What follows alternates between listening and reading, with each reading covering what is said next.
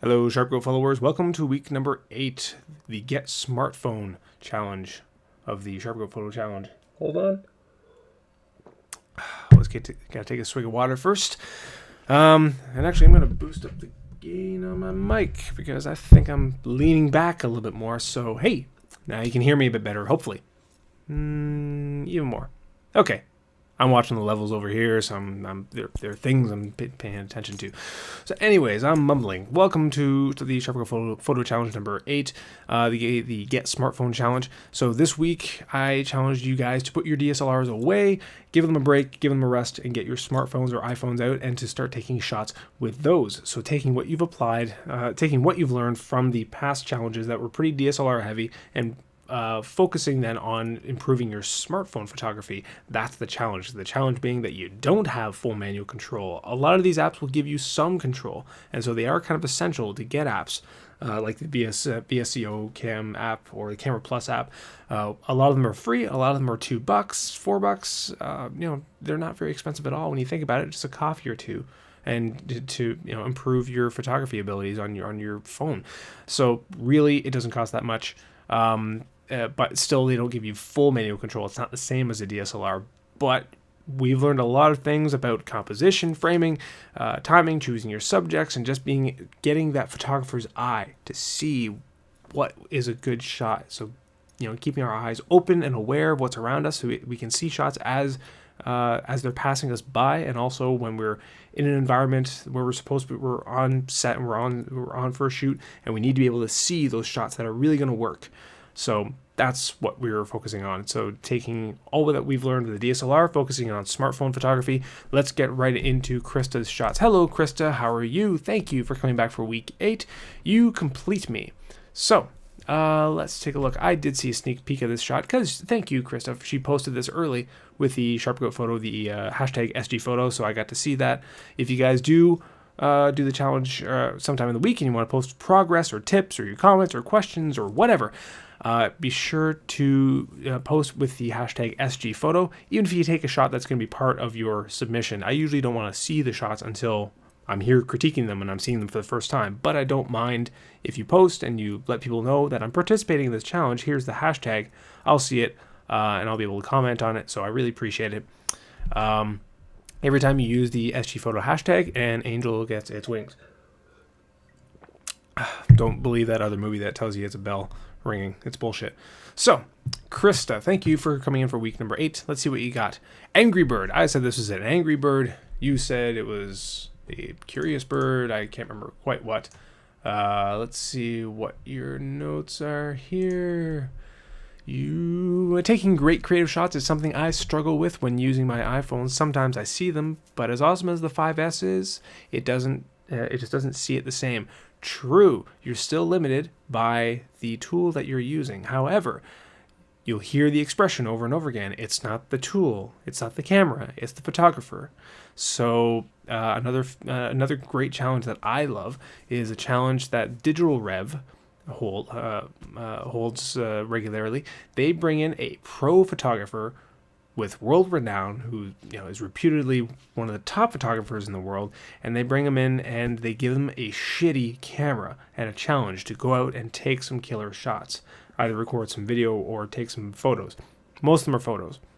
And they post the photo, basically the video of following these guys around as they try to get these amazing shots with these shit cameras, and they're still applying these fantastic photography techniques to these shots so they still get good shots with crappy gear. So that's the whole point, is not to focus on getting the most expensive gear, the best gear, the top of the line gear. That's not what's going to make you a great photographer. What's going to make you a great photographer is developing that eye, and also for knowing what settings to pick, how to direct your subject, how to position yourself, how to frame up a shot, those sorts of things. So that's the point of this challenge. So Angry Bird here, a shot of some of the coolest graffiti I've ever seen. I love this guy. Some slight straightening and snap speed and saturation adjustment in Rookie. I've never heard of Rookie. Cool. Kind of curious why you would have done the saturation adjustment in Rookie. You can do that in Snapseed, but whatever. So yeah, this is some cool looking graffiti. I like it. Cool. And yeah, it does look like it needed a little bit of straightening. Why didn't you stand right underneath this thing? Then you would have been flat against it. it would have been, yeah, then it would have been flatter, it would have been more symmetrical, but, you know, maybe you couldn't, I don't know. Where is this? I kind of recognize where this spot may be. It's not where I think it is, under a certain bridge. Not quite sure. But yeah, cool graffiti. I like it. Go! Come on, internet. Floating away. The water levers are really high right now. Very true. The water was really motoring this morning. This was earlier this week in Hespeler on a lunch hour walk. Good chunks of the path along the river were submerged. This little bridge is usually provides a path over a tiny stream. Edited in Rookie. So, oh, you got one of the new iPhones too, the iPhone 5S. Neat. So, this one here, not doing much for me. And I'll tell you why. First of all, I like the color. I love the processing that you put on it. It has a nice overall filtered look to it. I dig it. However, the framing for me isn't doing much. Okay, are we looking at the bridge? Are we looking at the river? Are we looking at the bridge and the river? What is the subject here? What are we supposed to be seeing? I get that we're supposed to be seeing that the water level is so high that the bridge is not useful at all.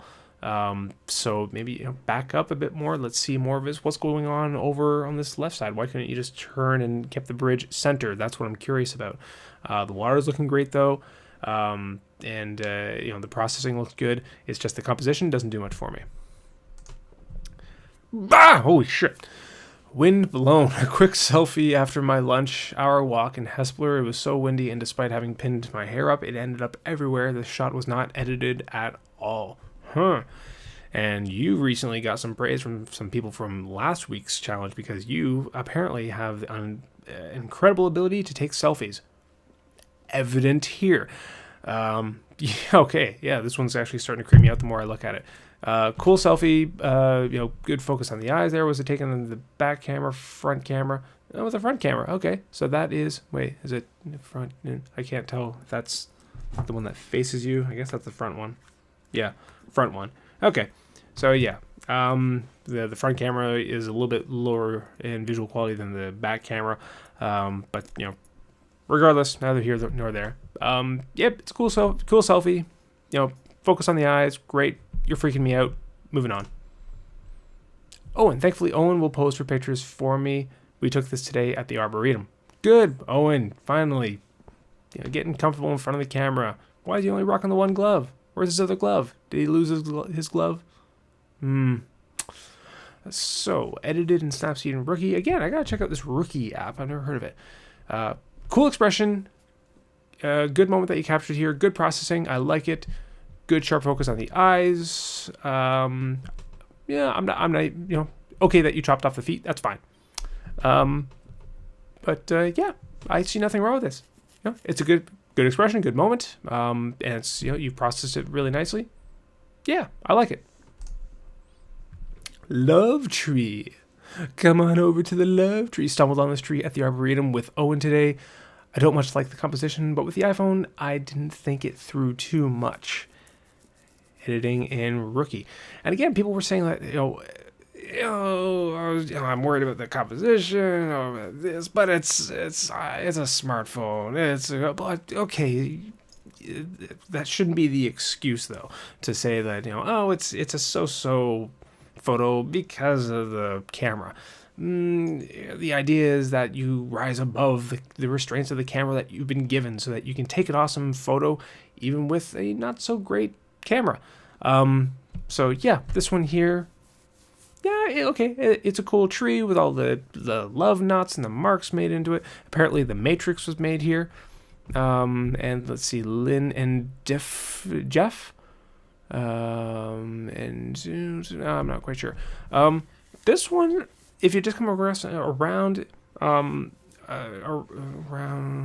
clockwise the tree a bit more, even if you want to pick one of these as the focus, one of these hearts, ideally the biggest one, so maybe the Lynn and Jeff one as the big focus, so at least you can see one of them in its entirety. One of them is either centered or composed properly so that it's where your eye is going to go to first, and the rest just kind of then settle into the image.